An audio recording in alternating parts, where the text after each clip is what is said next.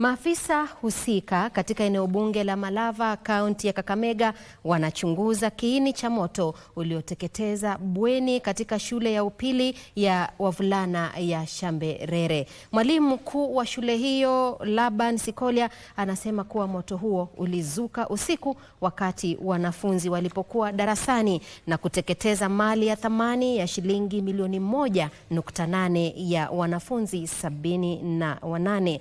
Mbunge wa eneo hilo David Ndakwa alitembelea shule hiyo na kutoa msaada kwa wanafunzi walioathiriwa.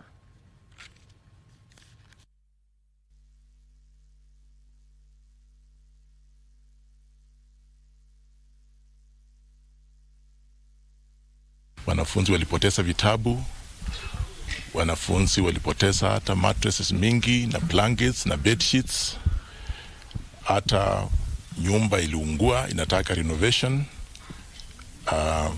ifanywe umo ndani. Walimu wakae kwa shule, watoto wakiwa preps wanafanya rounds, ndio kitu kama hiyo ikitendeka tena wanakuwa na alert.